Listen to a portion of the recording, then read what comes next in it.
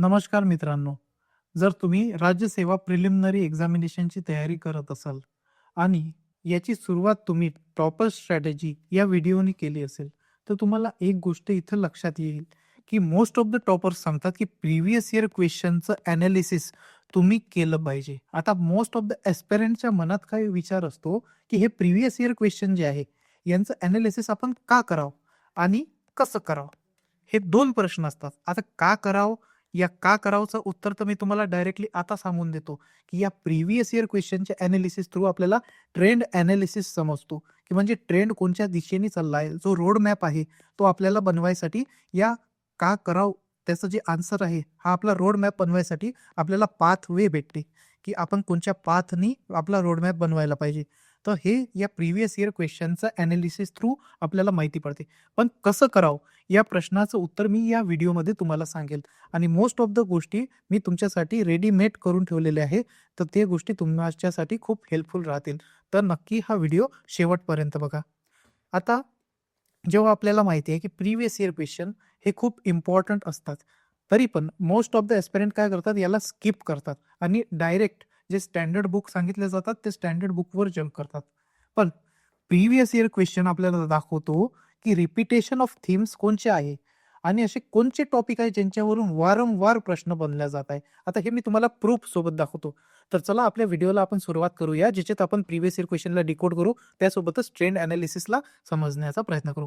आता जर मी डिकोड करण्याचा गोष्ट सांगितली, तर इथे आपण बघू शकतो, की जर आपण प्रिव्हियस इयर क्वेश्चन लास्ट 5 इयर्सचे जरी बघितले, तर इथे आपल्याला ट्रेंड एनालिसिस आणि डिकोड करताना एक गोष्ट लक्षात येते, की सेन्सस हा टॉपिक खूप इम्पॉर्टंट आहे आणि हा करंट अफेअर्समध्ये पण इम्पॉर्टंट आहे. कारण 2027 मध्ये अपकमिंग सेन्सेस होणार आहे. आता हे सेन्सेस पण बघा 2 फेजमध्ये होणार आहे, की पहिलं हाऊस लिस्टिंग होणार आहे, जे की 1 एप्रिल 2026 ते सप्टेंबर 30, 2026 पर्यंत चालणार आहे. आता हे 2 डेट्स आपल्यासाठी इम्पोर्टंट होऊन जातात. त्यासोबतच हा 2026 मध्ये सुरू होणार आहे. याचा फर्स्ट फेज जो आहे, तो एप्रिलमध्ये 2026 मध्ये सुरू होणार आहे. त्यामुळे हा टॉपिक आपल्यासाठी इम्पोर्टंट बनून जातो आणि प्रिव्हियस इयर क्वेश्चन थ्रू आपल्याला काय बघायला मिळत आहे, की सेन्ससवरून बघा, इथे क्वेश्चन कसे विचारले गेलेले आहे, जसं पॉप्युलेशन डेन्सिटी कोणत्या रिजनमध्ये, कोणत्या डिस्ट्रिक्टमध्ये जास्त आहे, हाय टू लो सांगा किंवा जे जेंडर बजेटिंग आहे म्हणजे सेक्स रेशो, जेंडर बजेटिंग, जेंडरच्या रिलेटेड क्वेश्चन आपल्याला इथे बघायला मिळाला. त्यासोबतच इथे पण बघा, according to the final census of 2011 Mumbai semi urban district has highest population density in Maharashtra. म्हणजे इथे पण पॉप्युलेशन डेन्सिटीच्या रिगार्डिंग क्वेश्चन आपल्याला बघायला मिळालेला आहे. आता हा क्वेश्चन जर आपण बघितला 2024चा, तर इथे आपल्याला काय बघायला मिळते, पॉप्युलेशनमध्ये जो महाराष्ट्र आहे तो सेकंड नंबरवर आहे इन द कंट्री. म्हणजे पॉप्युलेशनच्या रिलेटेडच आपल्याला इथे वापस क्वेश्चन बघायला मिळत आहे. डेन्सिटी, लिटरसी आणि सेक्स रेशो हे अदर टॉपिक्स आपल्याला मिळाले पॉप्युलेशनमध्ये. पॉप्युलेशनमध्ये आपल्याला आतापर्यंत काय काय मिळालं, पॉप्युलेशन डेन्सिटी, लिटरसी आणि सेक्स रेशो. आता हे 3 टॉपिक पॉप्युलेशनच्या अंदर इम्पॉर्टंट झाले आहे, हे आपल्याला समजलं. तर आपण जो ट्रेंड एनालिसिस करण्याचा प्रयत्न करतो, तो हा ट्रेंड एनालिसिस आपल्याला या प्रकारची गोष्ट सांगतो. जेव्हा आपण हे प्रिव्हियस इयर क्वेश्चन बघत आहे, तर इथे आपल्याला काय लक्षात आलं, की सेन्सस हा टॉपिक रिपीट होत आहे. म्हणजे इथून आपण थीम तर आयडेंटिफाय केली, की सेन्ससवरून टॉपिक रिपीट होत आहे. पण ट्रेंड एनालिसिस कसं समजायचं, तर ते हे क्वेश्चन बघून समजते, की इथे बघा आपल्याला पॉप्युलेशन डेन्सिटी सेन्ससमध्ये पण हे गोष्ट रिपीट होताना बघत आहे. ओके. तर पॉप्युलेशन डेन्सिटी हा रिपीटेड टॉपिक आहे सेन्ससमध्ये. तर आपण पॉप्युलेशन डेन्सिटी कशी आहे, स्टेटमध्ये कोणत्या डिस्ट्रिक्टमध्ये जास्त पॉप्युलेशन आहे, चाइल्ड सेक्स रेशो जो असते, जेंडर रेशो जो असते, हा आपण स्टडी करून गेलं पाहिजे. हे आपल्या नेक्स्ट प्रिलियमसाठी एक्सपेक्टेड असते, की हे जे टॉपिक्स आहे, हे आपण स्टडी करून गेलं पाहिजे. ओके. हे तर सांगितले मी तुम्हाला सेन्ससच्या बद्दल. बघा इथे पण जर तुम्ही बघितलं, तर highest percentage of schedule caste population म्हणजे पॉप्युलेशनच्या रिलेटेड आहे. इथे पण जर आपण बघितलं, तर सेक्स रेशो बघा वारंवार रिपीट होत आहे क्वेश्चन. आपल्याला माहिती आहे की इथून क्वेश्चन बनणार आहे. हे जे टॉपिक आहे जसं sex ratio, population density, chronologically arrange करावं, की इंडियामध्ये कसं म्हणजे इंडियामध्ये कोणत्या स्टेटमध्ये किती पॉप्युलेशन डेन्सिटी आहे हा एक प्रश्न. सेक्स रेशो कोणत्या स्टेटमध्ये कसा आहे हा एक प्रश्न बनतो. महाराष्ट्रामध्ये पॉप्युलेशन डेन्सिटी क्रोनॉलॉजिकली किंवा असेंडिंग टू डिसेंडिंग आपण लक्षात ठेवलं पाहिजे. फर्स्टमध्ये कोण आहे, लास्टमध्ये कोण आहे, आणि सेक्स रेशोमध्ये पण महाराष्ट्र स्पेसिफिकमध्ये फर्स्ट कोण आहे आणि लास्ट कोण आहे, ह्या जर आपण गोष्टी लक्षात ठेवल्या तर हे प्रश्न जे असतात जे आपल्याला इथं बघायला मिळत आहे. 2025 मध्ये इथे 2 प्रश्न आपल्याला बघायला मिळाले. ओके, 24 मध्ये 3 आहेत. तर असे जे प्रश्न आहे आपण इझिली सॉल्व्ह करू शकतो. अशा प्रकारचं तुम्हाला प्रिव्हियस इयर क्वेश्चनचं अनालिसिस करायचं आहे. त्यासोबतच जे ट्रेंड अनालिसिस आहे ते असं करायचं की क्वेश्चनला बघितलं त्यात रिपीटेड काय टॉपिक्स येऊन आले जे एक्सपेक्टेड होऊ शकतात फॉर अवर अपकमिंग प्रिलिम्स, त्याला आपल्याला स्टडी या प्रकारे करायचा आहे. आता बघा, सेन्सस हा टॉपिक आपला कव्हर झाला. सेन्सस टॉपिकमध्ये आपल्याला 2 डेट समजल्या की 1 एप्रिल 2026 पासून हाऊस लिस्टिंग सर्वे हा सुरू होणार आहे. त्यासोबतच 30 सप्टेंबर 2026 मध्ये हा संपणार आहे. आणि सेकंड फेज कधीपासून सुरू होणार आहे, म्हणजे फर्स्ट मार्च पासून. याची जी रेफरन्स डेट दिलेली आहे सेकंड फेजची ते 1 मार्च पासून दिली गेलेली आहे, जे पॉप्युलेशन इन्युमरेशन करणार आहे. ओके, तर हे गोष्टी आपल्याला समजून येतं की पॉप्युलेशन मधून अशा प्रकारचे समजा जे सेन्सस आहे त्याच्यावरून अशा प्रकारचे क्वेश्चन बनत आहे. तर आपण यांना स्टडी करून जाऊ. नेक्स्ट जर आपण बघितलं Indus water, okay, Indus river. आता इंदस वॉटर ट्रीटी हे खूप इम्पॉर्टंट टॉपिक आहे. लास्ट 1 इयरच्या करंट अफेअर्समध्ये आपल्याला इंदस वॉटर ट्रीटीच्या रिलेटेड खूप न्यूज बघायला मिळाली. का? कारण आपलं पाकिस्तान सोबत डिस्प्यूट चालू झालं होतं आणि आपण इंदस रिव्हरचं जे वॉटर आहे ते थांबून ठेवलं होतं. आता त्यामुळे काय होते, इंदस रिव्हर हे खूप इम्पॉर्टंट टॉपिक बनून जाते आपल्या अपकमिंग प्रिलिम्ससाठी.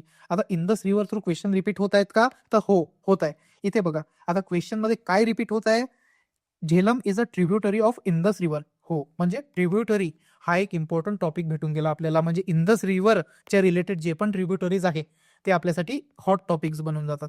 इंदस, गंगा, ब्रह्मपुत्र हे 3 नद्यांचे जर तुम्ही ट्रिब्युटरीज यांच्या रिलेटेड डॅम्स कोणता प्रोजेक्ट असेल तर हे 3-4 गोष्टी अशा आहेत. जसं इथं लेकच्या बद्दल विचारलं गेलेलं आहे की जे झेलम रिव्हर आहे ते वुलर लेक थ्रू फ्लो करते की नाही करत. तसंच Sutlej is southern tributary of river Indus, हे खरोखर आहे की चुकीचं आहे. ओके, बरोबर स्टेटमेंट आहे की चुकीचं आहे, हे ज्या गोष्टी विचारल्या गेलेल्या आहे. म्हणजे आपल्याला काय काय समजलं की ट्रिब्युटरीज, त्याच्यावरचे प्रोजेक्ट, डॅम आणि कोणत्या लेक मधून जर ते पास होत असेल तर मोस्ट ऑफ द क्वेश्चन आपल्याला रिव्हर्सच्या रिलेटेड या गोष्टी थ्रूच बघायला मिळतील. आता आपण 2024चा क्वेश्चन बघू. याच्यात काय विचारलेलं आहे, which of the following is not a tributary of river Sindhu. Sindhu म्हणजे आपलं इंदस. आता इथे पण ट्रिब्युटरी वरूनच क्वेश्चन बघायला मिळाला. 2025 मध्ये पण इथे बघा, which of the following rivers are tributaries of Sindhu river. म्हणजे ट्रिब्युटरीज हा हॉट टॉपिक आहे आपल्यासाठी. आता गंगाचे ट्रिब्युटरीज आणि ब्रह्मपुत्राचे ट्रिब्युटरीज हे इम्पॉर्टंट बनून जातात आपल्यासाठी. तर आपण त्यांना पण लक्षात ठेवून अभ्यास करून त्यांचा पण आपण जाऊया, हे गोष्ट आपण लक्षात ठेवायची. बघा, अशा प्रकारे आपल्याला टॉपिक्स मिळतात. अशा प्रकारे आपल्याला ट्रेंड अनालिसिस करणं आहे आपल्या प्रिव्हियस इयर क्वेश्चनचं. आय होप तुम्हाला हे समजत येत असेल की मी प्रिव्हियस इयर क्वेश्चनला स्टडी कोणत्या पर्पजनी करायला पाहिजे तुम्ही हे सांगत आहे. ओके, कसं सांगत आहे, काय करायला पाहिजे हे समजत असेल तुम्हाला. तसंच बर्नॉलिस इक्वेशन वरून बघा तुम्हाला क्वेश्चन बघायला मिळत आहे. नेक्स्ट, ओशियनिक ट्रेंचेस, जे फिजिकल फीचर्स असतात आपले फिजिकल जॉग्राफीमध्ये जे फीचर्स दिलेले असतात त्यांच्यावरून हमखास क्वेश्चन आपल्याला बघायला मिळतो.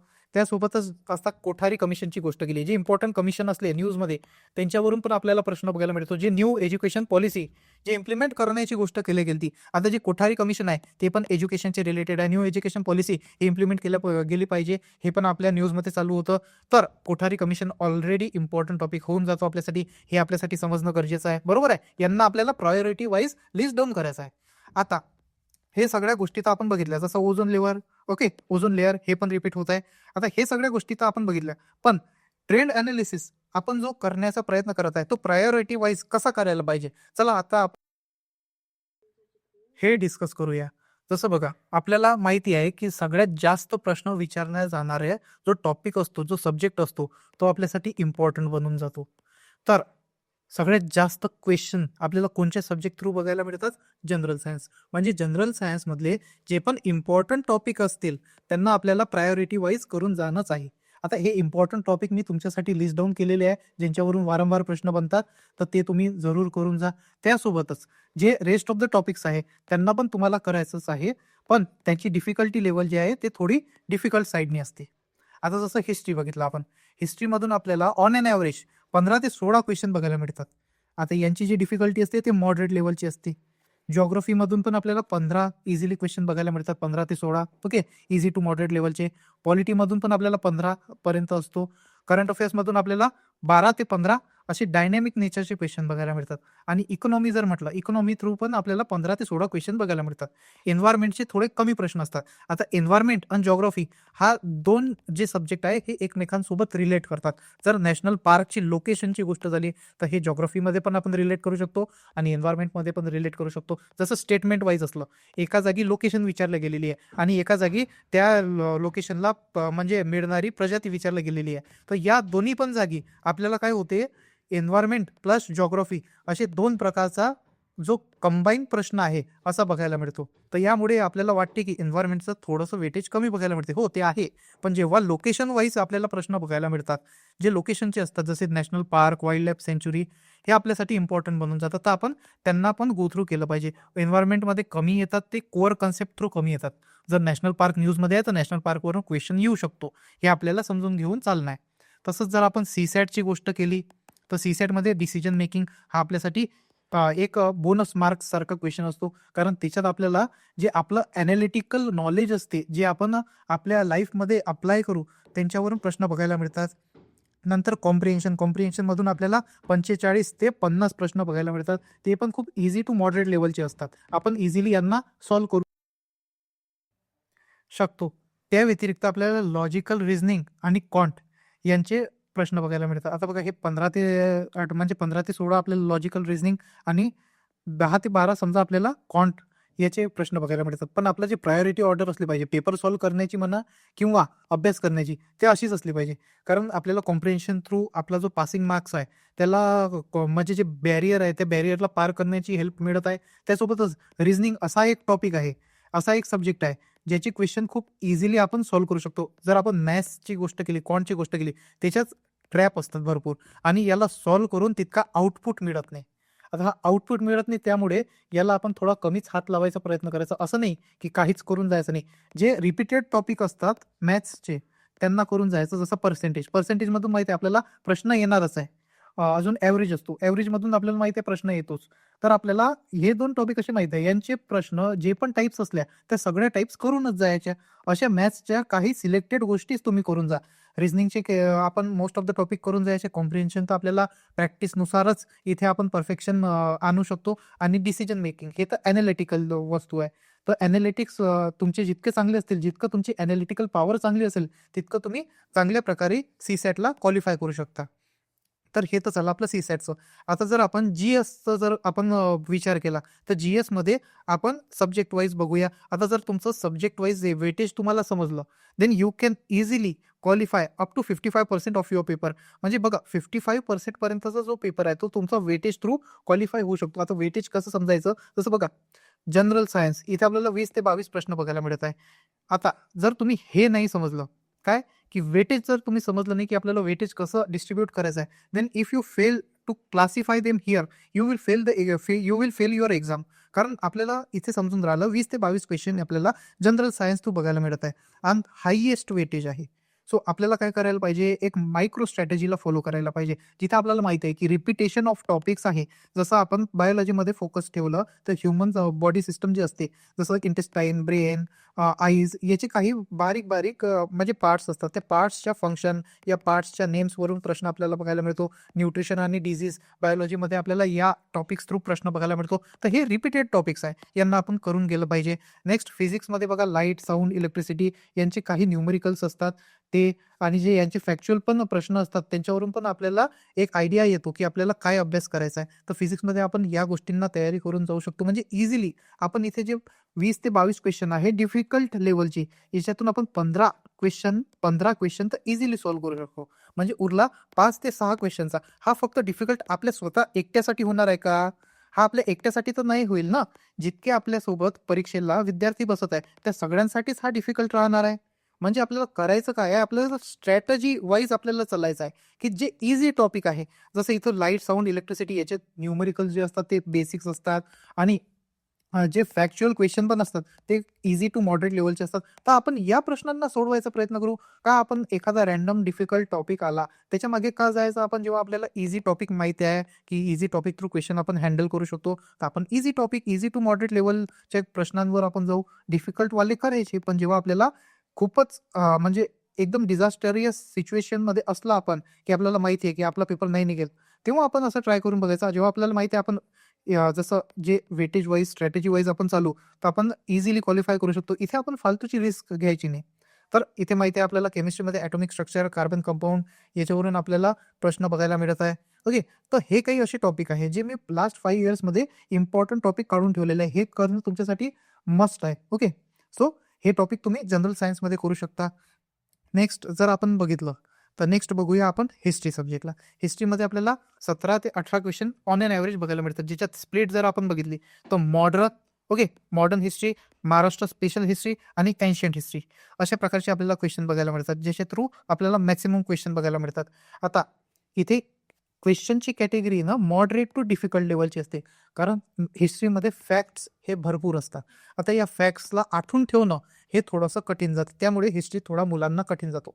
आता याच्यात पण जर आपण बघितलं, प्रायोरिटी वाईज आपण अरेंज करण्याचा प्रयत्न केला टॉपिक्सला, तर आपल्याला मॉडर्न हिस्ट्री सगळ्यात पहिले करणं आहे. आता मॉडर्न हिस्ट्रीमध्ये पण स्पेसिफिक काही टॉपिक आहे, जसे रिफॉर्मर्सवरून आपल्याला प्रश्न बघायला मिळतो. ऑर्गनायझेशन असले त्यांच्यावरून आपल्याला प्रश्न बघायला मिळतो. तर असे काही स्पेसिफिक टॉपिक्स असतात ज्यांना आपल्याला करणं गरजेचं असते. तर आपण मॉडर्न हिस्ट्रीला पहिले करू. नंतर महाराष्ट्र स्पेशल जी हिस्ट्री आहे, जसं रानडे झाले, सावित्रीबाई फुले यांच्यावरून आपल्याला माहिती आहे प्रश्न येतात, रिपीट होतात. तर हे आपण करून जायचे. एन्शियंट हिस्ट्रीमध्ये इंडस व्हॅली सिव्हिलायझेशन हा खूप इम्पॉर्टंट टॉपिक आहे. ओके. यांची साईट्स हे खूप इम्पॉर्टंट होऊन जातात. तर असे काही वारंवार रिपीट होणारे थीम्स आहे, त्यांना आपण हिस्ट्रीमध्ये पण करून जाऊया. पण जे प्रायोरिटी ऑर्डर आहे ते अशीच ठेवू, की मॉडर्न पहिले करायचं, मग महाराष्ट्र स्पेशल आणि त्याच्यानंतर एन्शंट आणि मिडिव्हियलवर ध्यान द्यायचं. आता रिफॉर्मर मी तुम्हाला सांगितलं, फुले, साहू, आंबेडकर, ओके, डॉक्टर बाबासाहेब आंबेडकर यांच्यावरून आपल्याला प्रायोरिटी ठेवायची आहे, की हे यांच्यावरून जास्त प्रश्न आपल्याला बघायला मिळतात. मॉडर्न हिस्ट्रीमध्ये गांधीयन एरा, नंतर जे ॲक्ट्स असतात, जे 1773 पासून तर 1947 पर्यंतचे जे ॲक्ट्स आहे, त्या ॲक्ट्सवरून प्रश्न बघायला मिळतो. आता इथे हिस्ट्री आणि पॉलिटी या 2 सब्जेक्टचा कॉम्बिनेशन बघायला मिळते आपल्याला. तर एक इथे आपल्याला एज मिळते, की आपण इझिली जर पॉलिटीचा चांगला अभ्यास करत आहे, तर हिस्ट्रीमध्ये आपल्याला बऱ्याचशा गोष्टी तसेच माहिती होऊन जातात. आणि जर हिस्ट्रीचा चांगल्या प्रकारे अभ्यास केला, तर पॉलिटी हा पण सब्जेक्ट आपला चांगला फिटपॅट लर्न होऊन जातो. तर या प्रकारे आपल्याला इंटर सब्जेक्ट जे रिलायबिलिटी म्हणतो की नाही आपण, इंटर सब्जेक्ट रिलायबिलिटी, ते अशा प्रकारे या सिच्युएशनमध्ये हेल्प करते. त्यानंतरच एन्शियंट मिडिवलला बिलकुल पण इग्नोर करू नका. याच्यातले जे बुद्धिझम आणि जैनिझम टॉपिक आहे, हे आपल्याला माहिती आहे. यांच्यावरून प्रश्न येतो. Indus valley civilization, Maratha empire, मेडिव्हियलमध्ये जर आपण बघितलं तर मराठा एम्पायर आपल्या महाराष्ट्रासाठी तर खूप इम्पॉर्टंट आहे मराठास. तर त्यामुळे याच्यावरून प्रश्न बनणार आहे. ओके. सो हे काही असे पार्ट्स असतात मित्रांनो सब्जेक्टचे, जे आपल्याला करून जाणं गरजेचे आहे. नेक्स्ट करंट अफेअरमध्ये जर आपण बघितलं तर person in news, awards, Padma awards असतात, नोबल अवॉर्ड्स असतात. ओके. नोबल प्राइजेस यांच्यावरून आपल्याला प्रश्न बघायला मिळतात. अपॉइंटमेंट जर रिसेंटली कोणत्या समजा UPSCमध्ये जर कोणाची अपॉइंटमेंट झाली आणि आपल्या महाराष्ट्र स्पेसिफिक जर कोणाची अपॉइंटमेंट झाली सेंट्रल गव्हर्नमेंटमध्ये, तर तो एक प्रश्न येतो, तो एक इम्पॉर्टंट होऊन जातो. महाराष्ट्र स्पेशलमध्ये आपल्याला गव्हर्नमेंट स्कीम करून जाणं आहे. महाराष्ट्राचे जे खिलाडू आहे, जे किंवा इंडियाचे जे प्लेयर्स आहेत त्यांच्यावरून प्रश्न बनतो. आणि जर कोणता मोठा इव्हेंट झाला महाराष्ट्रामध्ये, तर त्याच्यावरून पण आपल्याला करंट अफेअरमध्ये प्रश्न बघायला मिळतात. आता आपण ॲक्युरसीवाले सब्जेक्ट सोबत डील करणार आहे. आतापर्यंत आपण कोणते सब्जेक्ट बघितले? प्रायोरिटीवाले, ज्यांना आपण स्ट्रॅटेजिकली, कारण माहिती आहे आपल्याला मॉडरेट टू डिफिकल्ट कॅटेगरीवाले हे सब्जेक्ट आहे. जर आपण यांना स्ट्रॅटेजिकली डील केलं, then we can easily get up to 55% marks in this 3 subject.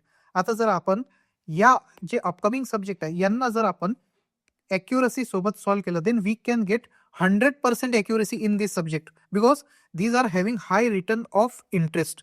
यांचा खूप हाय ROI असतो. आता याच्यातला सगळ्यात पहिला सब्जेक्ट म्हणजे कोणता जर आपण बघितलं, that is the accuracy booster subject, that is our geography. आता जिओग्राफीमध्ये आपल्याला माहिती आहे 15 क्वेश्चन आहे. याच्यात करंट अफेअर काय येऊ शकतो मोस्ट, की कुठे व्हॉल्कॅनो आला किंवा कुठे लँडस्लाईड झाली, कुठे आपल्याला अर्थक्वेक बघायला मिळाला. पण जे फीचर्स असतात ते फीचर्स स्टॅटिकच असतात ना. तर जे स्टॅटिक पार्ट आहे तो जरी आपण करून गेला, तर आपल्याला माहिती आहे की आपण इझिली इथे 100% ॲक्युरसीच्या सोबत क्वेश्चनला सॉल्व्ह करू शकतो. म्हणजे जर 15 जरी क्वेश्चन आपण इथं बघत आहे जिओग्राफीमध्ये, तर 15 पैकी 15 पण क्वेश्चन आपण इथं सॉल्व्ह करू शकतो. म्हणजे इझिली इथे आपल्याला 30 मार्क मिळू शकतात. ओके, हे तर खूप हाय आउटपुट सांगितलं मी, पण 25 ते 30 मार्क इथे मिळवणं खूप इझी होऊन जाते. तर आपण जिओग्राफीला पिट-पॅट लर्न करून गेलं पाहिजे. आता जिओग्राफीमध्ये पण बघा स्प्लिट असते. जसं महाराष्ट्र स्पेसिफिक काही क्वेश्चन असतात, इंडिया स्पेसिफिक असतात आणि वर्ल्ड स्पेसिफिक असतात. तर महाराष्ट्रला आपण सगळ्यात प्रायोरिटी ऑर्डरमध्ये ठेवलं पाहिजे. नंतर इंडिया, नंतर वर्ल्ड. आता महाराष्ट्रामध्ये जर क्वेश्चन बघितले आपण, तर डिस्ट्रिक्ट बॉर्डर, रिव्हर्स, ट्रिब्युटरीज, कोणता जर प्रोजेक्ट असला महाराष्ट्रातला तर तो न्यूक्लिअर प्रोजेक्ट, किंवा मग समजा डॅम्स आहे जे इम्पॉर्टंट हायड्रोलॉजिकल प्रोजेक्ट असले, त्यांच्यावरून आपल्याला मोस्ट ऑफ द क्वेश्चन बघायला मिळतात. तर अशा प्रकारे आपण महाराष्ट्राच्या जिओग्राफीचा अभ्यास करू शकतो. इंडियन जिओग्राफी म्हटलं तर जे फिजिकल फीचर्स असतात ते इम्पॉर्टंट होऊन जातात. त्यासोबतच river system, climate, soil, census मी तुम्हाला सांगितलं, सेन्सस 2011 वरून किती प्रश्न बघायला मिळाले आपल्याला 5 वर्षात. 5 वर्षात आपल्याला 6 ते 7 प्रश्न बघायला मिळालेले आहे. त्यामुळे सेन्सस हा टॉपिक इम्पॉर्टंट होऊन जातो आणि आता करंट अफेअरमध्ये असल्यामुळे पण हा टॉपिक इम्पॉर्टंट होऊन जातो आपल्याला. Okay, minerals and energy. आता मिनरल्स अँड एनर्जीमध्ये आपल्याला इथे लोकेशन इम्पॉर्टंट होऊन जाते. तर मिनरल्स अँड एनर्जी आपल्या महाराष्ट्रामध्ये किंवा इंडियामध्ये most of the minerals and energy हे कोणत्या कोणत्या लोकेशनवर भेटतात, कोणता स्पेसिफिक मिनरल कोणत्या लोकेशनवर भेटते, हे आपल्यासाठी इम्पॉर्टंट होऊन जाते. Next, world geography. वर्ल्ड जिओग्राफीमध्ये सोलार सिस्टम, विंड सिस्टम आणि ओशन करंट हे 3 टॉपिक जर आपण केले तर we can easily solve the MCQs from world geography. त्याच्यानंतर पॉलिटी. पॉलिटीमध्ये बघा आर्टिकल्स, ॲक्ट, अमेंडमेंट आणि fundamental right, DPSPs, president, parliament आणि जे पंचायती राज इन्स्टिट्यूशन्स असतात, PRIs, हे इम्पॉर्टंट टॉपिक होऊन जातात आणि सम कमिटीज. तर पॉलिटीमध्ये हे जर टॉपिक आपण करून गेलो then we can easily solve 10 to 12 question here. आणि जर जे पण करंट अफेअर्सचे रिलेटेड क्वेश्चन असले त्याला पण आपण या स्टॅटिक टॉपिक थ्रूच करेक्ट करू शकतो. ओके, स्टॅटिक टॉपिक थ्रूच आपण याला सॉल्व्ह करू शकतो. इथे पण जसं जिओग्राफीमध्ये टॉपिक्स सेम आहे आणि जे कन्सेप्ट आहे, जे फॅक्ट आहे ते पण सेम आहे, तसंच पॉलिटीमध्ये पण तेच प्रिन्सिपल अप्लाय होतो. इथं टॉपिक पण सेम आहे, फॅक्ट पण सेम आहे, जे प्रोसेस आहे ते पण सेमच राहणार आहे.